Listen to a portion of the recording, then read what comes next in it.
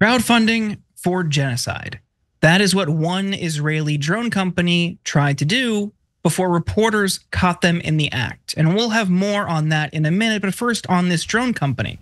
They're called XTEND, and they're based in Tel Aviv, and they boast advanced technology and AI capabilities that provide state-of-the-art assistance to armed forces in combat zones. However, despite framing the drones as mostly surveillance tools and selling prospective buyers on their deterrence capabilities, there's more to the story. In interviews and marketing materials, XTEND tends to argue its drones are a life-saving reconnaissance technology that permits soldiers to hang back from danger while robots lead the charge. But the company is very much in the business of offense too. In December, XTEND told the Wall Street Journal that the IDF is using its robots to drop grenades in Gaza. Quadrocopter drones, like the ones made by XTEND, have been behind numerous civilian deaths and injuries in Gaza. A June 4th report by Euromed Human Rights Monitor described how the IDF has ramped up its use of small quadcopters to drop explosives and fire-mounted rifles at Palestinians in Gaza. One Palestinian who spoke to the organization recounted the killing of his cousin. "We were approached by a quadcopter as we went by a side street. I warned him to run and hide as soon as I saw it, but it is likely that his poor hearing prevented him from hearing my call. I told him to hide, as I was doing, when all of a sudden I heard an explosion. When I heard Ibrahim calling, I told him to stay put to the right until assistance arrived. I saw him being targeted by a quadcopter bomb." Despite raking in nearly 100 million from venture capital investment and IDF military contracts, XTEND still sought more funds through a crowdfunding effort. You can see the donation page that used to exist on their site here. And you'll notice the US donations are advertised as tax deductible through FJC, which is a nonprofit donor advised fund that accepts contributions on behalf of other organizations. However, after being contacted by The Intercept, FJC denounced the crowdfunding effort. The campaign raises serious legal and ethical questions around contributions for war efforts, and legal experts argue contributions of the sort are not tax deductible. Diala Shamas, senior staff attorney at the Center for Constitutional Rights, said, "Setting aside the question of charitability altogether, there are serious questions of complicity in war crimes here. Even if we weren't a nonprofit, even if it were just a traditional company, there would be serious legal risks here." Additionally, The Intercept found multiple other organizations attempting to crowdfund for support of the IDF's genocide in Gaza and to expand illegal settlements in the West Bank.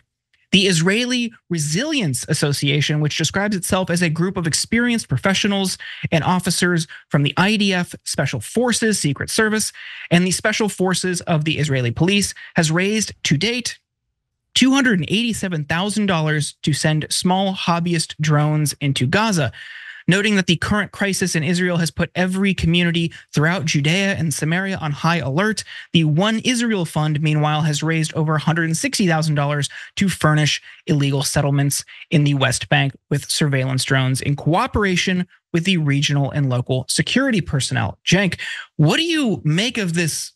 But first, we have to talk about the technology itself that's being used in this war against people in Gaza. But then also the other component is the crowdfunding effort. What do you make of people in companies trying to solicit donors, just small dollar donors, to fund this effort? Hey, don't scroll away. Come back.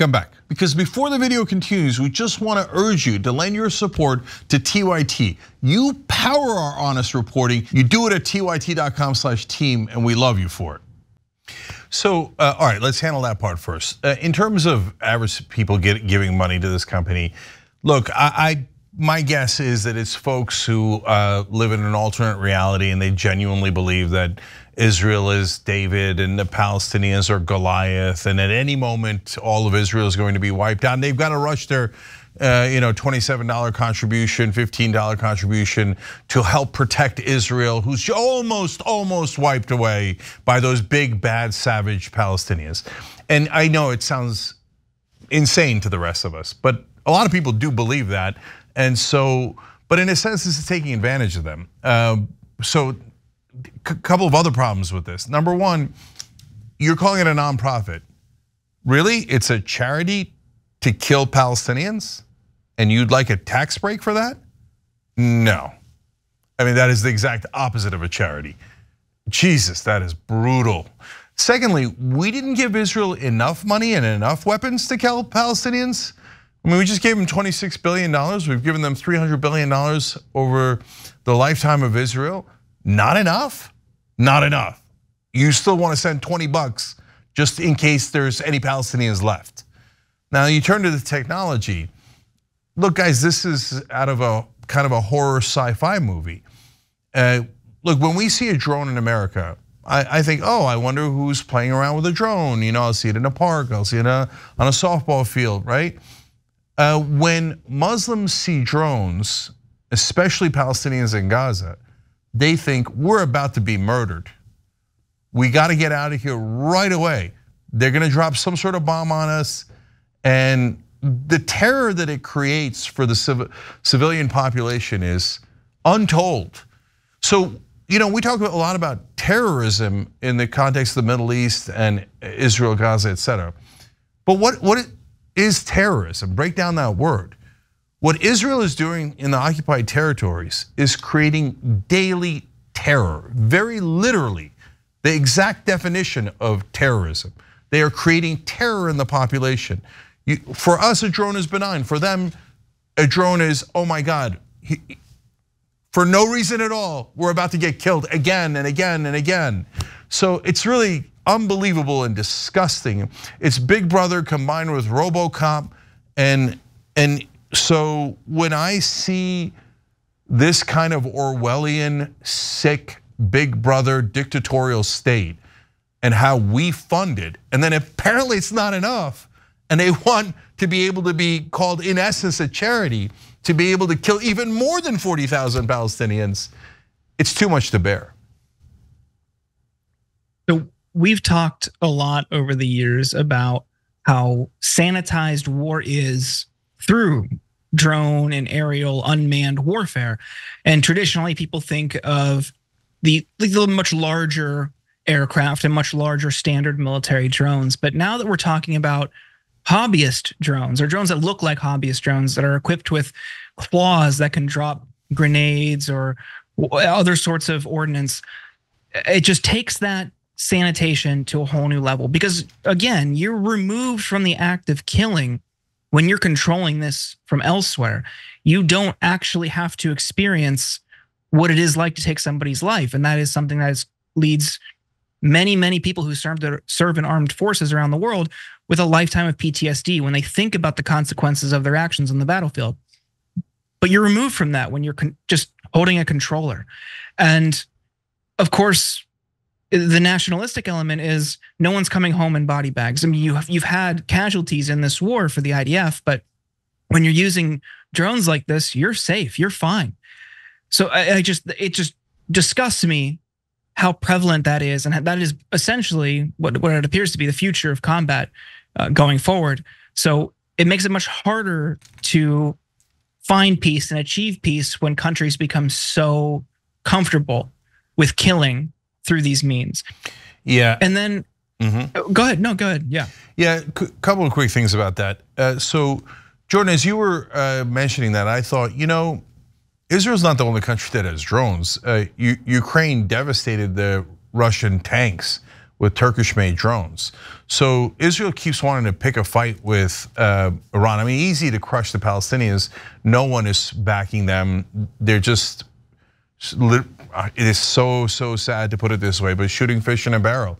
And so they just keep killing and killing and killing with no consequence, right? But now they're trying to start a bigger war in the Middle East. Iran has endless drones. And so Israelis might live like Palestinians if they get into that war. And of course, then they would be shocked. Well, what do you mean? These awful, terrible terrorist Iranians dropping grenades on children from drones. Can you imagine any worse terrorism? Yeah, that's what you're calling a charity. You're doing it right now. So I'm glad you made that point, because that's also what I wanted to talk about. We celebrated when Ukrainian civilians were chipping in and making Molotov cocktails to fight back, and we're equipping them with drones. You know, we've seen puff pieces on national networks. I just saw one a couple weeks ago celebrating hobbyists at home making drones for the military. So when we have, through the lens of US foreign policy, a good fighting force, that's perfectly fine. That is never applied to someone we deem as bad. In this case, the US through the foreign policy lens, it is people in Gaza. Incendiary balloons are worthy of a regional and international freakout when they send them up in the sky. I'm not saying innocent civilians should be killed, but if you're going to talk about this being something we should celebrate and a legitimate form of warfare, at what point can people who are trapped in Gaza, cannot get out, have no real recourse, no citizenship, no rights, are they ever able to do anything for themselves? And if they match in a much more low grade way through a balloon, is that okay? Where do we draw the line? The argument I would make is none of this is great. We don't want conflict at all between any of these people. And like you say, because of what just happened this week, we are yet again worrying about this escalating into a regional conflict or a much larger war. None of this should be celebrated, and it certainly shouldn't be treated with tax exemption status. The people are financially incentivized for furthering this type of violence. So Jordan, you made a great point there, and honestly, I hadn't even thought of it that way. But look, think about this at home. If a group supporting Palestinians did the same exact thing, they said, "Oh, we're crowdfunding to buy drones for Palestinians to defend themselves." Look, the Israelis had 1,200 people killed on October 7th, and they said they have a right to defend themselves, so they killed 40,000 Palestinians. So now 40,000 Palestinians have been killed. Obviously, the Palestinians have a right to defend themselves. So we're crowdsourcing for drones to drop bombs on Israeli civilians. Well, you would be arrested immediately, and you should be. And they would say that you're the worst terrorist in the world, and you'd be locked up in Guantanamo. But they're doing that for Israel, and nobody's doing a thing about it. I mean, maybe they're having a conversation about, oh, we shouldn't be a nonprofit, but no one's like outraged. It's not a national story, because Israel dropping bombs on civilians in Gaza is considered perfectly normal. Yeah, that's, so what? We could terrorize you all day long. We occupy you. We are your dictators. You, on the other hand, have no rights at all, can't do anything. But when we kill you, it's a charity. Look, last thing, Brave New Films, this stuck with me, obviously. Well, probably over a decade ago now, brought in these folks who had survived strikes from American warplanes. So there's different things that drop bombs in places like Afghanistan and Pakistan. And they brought in this kid who'd survived one, and it really stuck with me. Every time any plane flew over their house, he would go run out of the house screaming and climb a tree. And so why was he doing that? Because earlier, America had dropped a bomb on his house, and from the sky, of course, and killed most of his family. So whenever he heard anything flying overhead, he thought, me and everyone I know are going to get killed. And so that's the kind of trauma that we are creating for millions of Palestinians that is going to stay with them for the rest of their life. And we're doing that with US taxpayer dollars.